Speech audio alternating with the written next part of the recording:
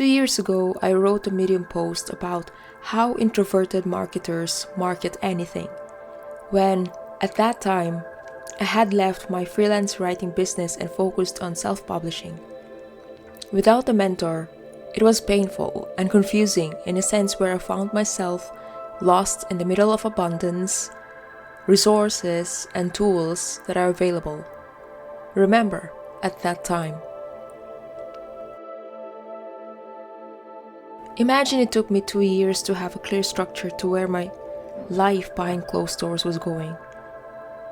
As I'm writing this, I honestly still haven't figured everything out. The self-publishing itself is massive, so there is a lot to learn. Therefore, it is utterly impossible to swallow every lesson within a short time. But that was what I did. I focused on planning. Over-planning it, instead of taking action, which is to promote whatever I was creating. Consistent, imperfect action. I have filers shelved for years, unfinished manuscripts left untouched until recently when I finally faced my fear and decided to write this down.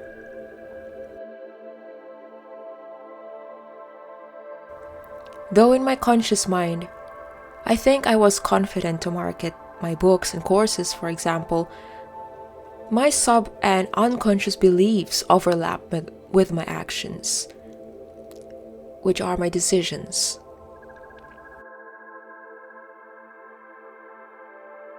Unknowingly, I was self-sabotaging for years, believing that sharing my work and being seen by more and more people would bring me to vulnerability.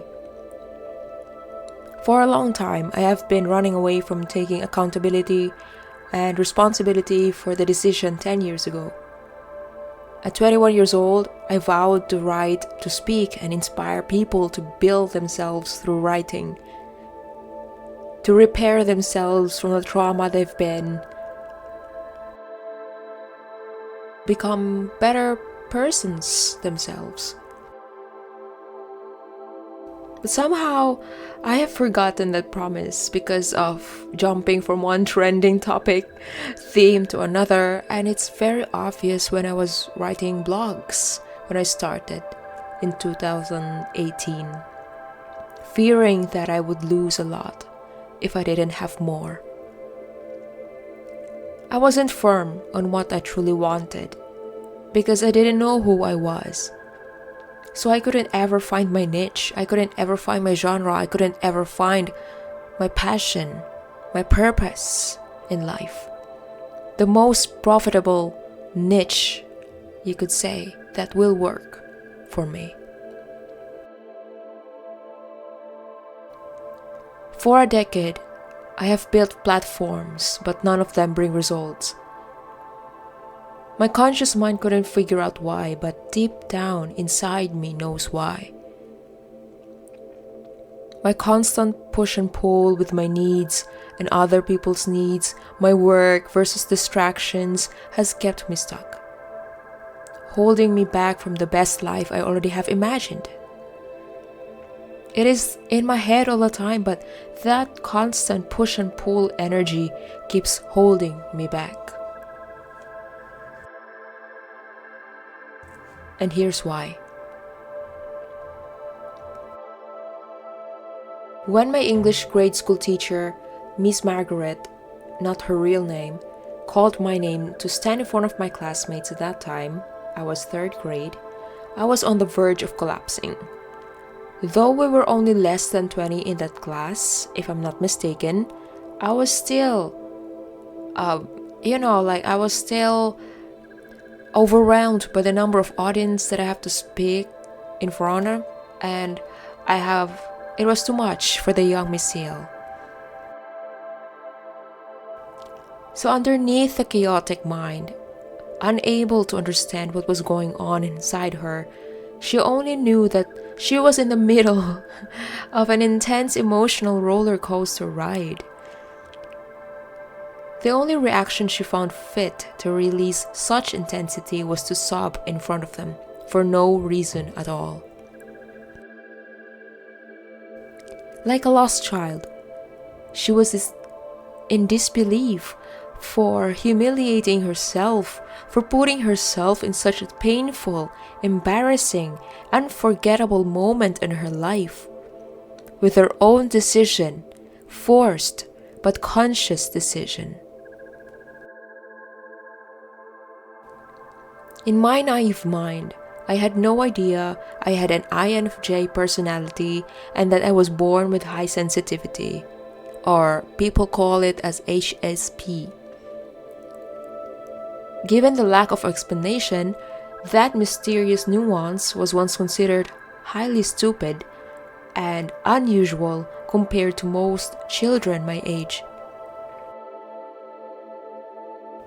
So it was easy for me to be out of place. It was easy for me to not to belong to any sort of community, to any sorority, to any fraternity of some sort, to some kind of barcadas, if you will. I don't have constant people in my life.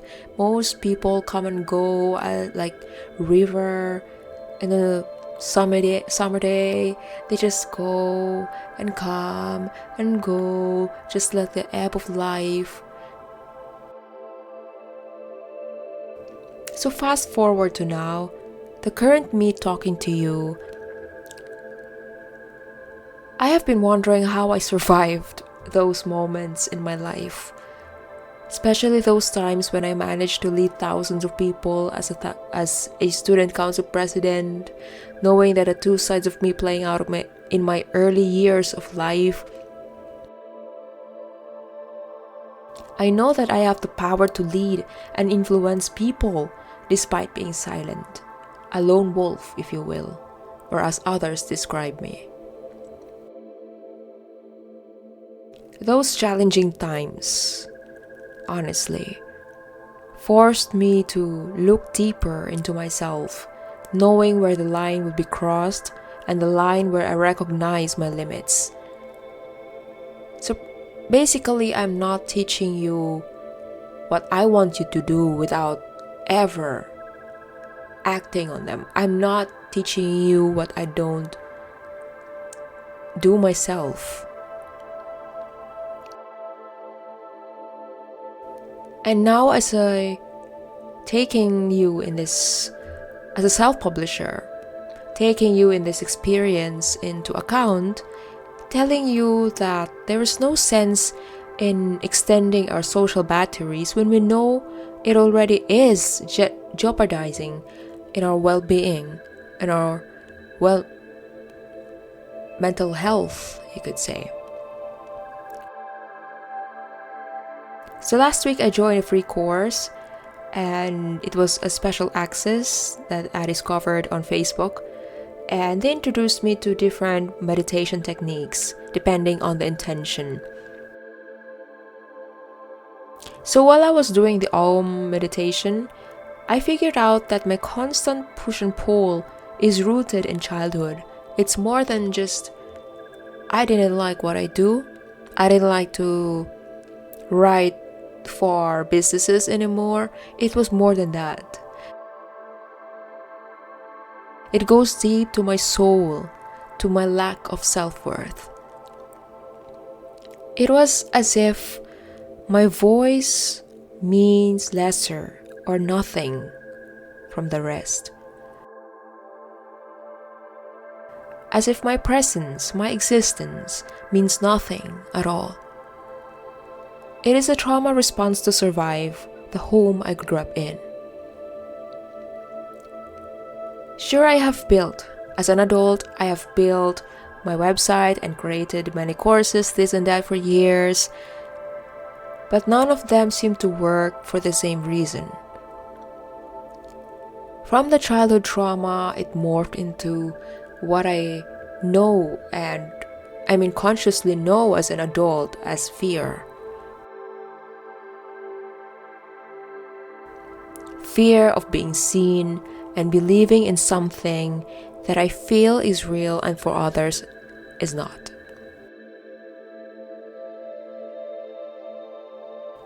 Because myself was rejected from early on. Whatever I thought, my thoughts, my feelings, my ideas, whatever it is that I produce, was already rejected from early on. So it was earlier that I've succumbed to this black fog, I could call it back then. It was like a black fog where I really couldn't identify what I want, although in some ways, like a hobby, it could manifest in a way where my conscious mind treats it as a hobby. Like sometimes I would write this on Saturdays, I would write fiction on Sundays whenever I have time, but it wasn't really like, this is what I want, this is why I was born for, and this is what I will do in my life. Because in my consciousness at that time, it was all about my ego and being able to please others, being able to fulfill the void of my existence, which is to appease and to appeal to many people and make sure that everyone smiles and be satisfied with whatever I was giving, without considering that, or without thinking that I too need to give to myself. But that was the mistake. I was just giving without receiving at all.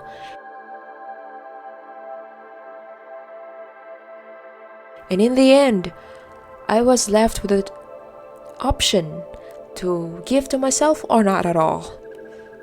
But do I really have to reach the point where I will be standing on the train station, at a train station, waiting for the train to come to me in full speed and die? Just to think about these things, just to reflect on these questions that I've been avoiding all my life. In my child's heart, I believe that this fear is telling me that playing small is safe and pursuing something bigger will destroy me. Just like how I brought myself to humiliation in the 3rd grade, just I've mentioned before. Just like how my caretakers intimidated me, humiliated me in front of everyone because I failed to understand what they were trying to say. I failed to meet their expectations, whatever they are.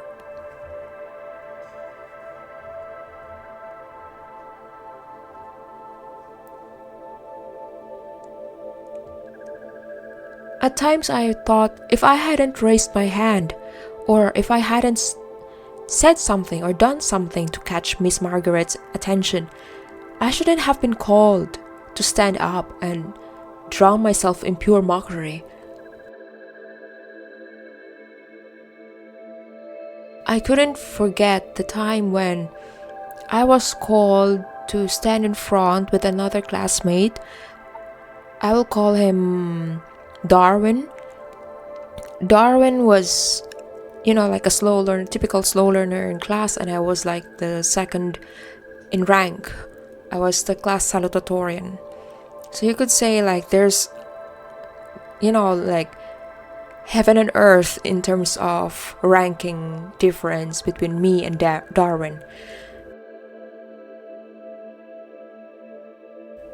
But during the time when Miss Margaret was, I don't know, she had period maybe at that time, but it happened to be there were 2 tags that was written, like it was a tag that the teachers or whoever would give to students who are misbehaving or saying something that wasn't appropriate or had done a bad job in the quizzes. So what was written on I call it like a placard or so, because it was big enough to reach my entire height as a 3rd grade.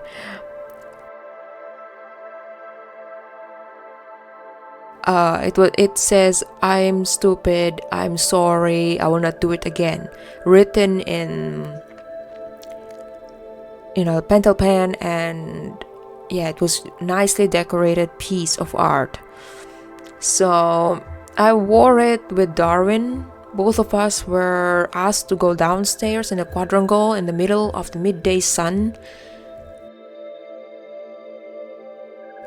And it was Friday. I was wearing jogging pants, the typical Friday uniform, prepare, like for Friday games and such stuff. So I was wearing my heavy punk shoes, and we were running underneath the sun, screaming, "I'm sorry, we will not do it again." In my head, it was like I couldn't understand why I was punished for not being able to pass. I wasn't forgiven for not being able to pass. And for Darwin, he asked me while running. I couldn't forget what he asked. He said, "Why are you even here?" He would understand. He would be running in circles around the basketball court. But me, he couldn't understand what was going on. He couldn't fathom seeing me running with him, punished just like him, while others are laughing upstairs, while others are watching us. And I could remember Miss Margaret shouting, like screaming with proudness and joy and bliss, and the bliss in her heart. And she said, look at students, look at them. This is what I don't want you to end up with. These are the role students, the role pupils that you don't want to become later on. So everyone was watching us, laughing at us. It was that traumatic that until now I couldn't forget about that situation. I couldn't forget about it. So you see how my deep-seated beliefs have limited me to becoming the best version of me, the great storyteller I can be, to being seen, to being me, to be recognized through the works that I've done in the background without everyone knowing it, without telling anyone about it. And while without discrediting the hard work that I've put into each book or project. The black and white thinking, such as "I will only," "I can't," "why should I," have done enough sabotage in my life that they don't deserve to be acknowledged anymore. If these phrases ruled my life for so long time, I'd like the rest of my life to be led by the flip side of these statements. I will, I can, why, I will, instead of why should I. There's already like a resistance to the opportunities, to the blessings, the abundance that will come to you later on. So, how about you? Do you resonate with what I have said today? And I hope that you will have better chances of building the writing life that suits you and works for you without wasting a lot of time, money, effort, and life. And all you can do to start is to listen to yourself, have a pen and paper to start writing your thoughts, your most honest thoughts and feelings, without feeling the need to be judged, without feeling the need to hide them. Because the more we hide, the more painful it will be, but the more we reveal, the more we heal. And that's what I've learned as a Scorpio moon. And so I hope that it will help you too in your healing, in your creative writing journey, And yeah, so that will be all today, and I thank you for spending time with me, for spending some minutes with me to listen to my thoughts and looking at this nice view of Germany.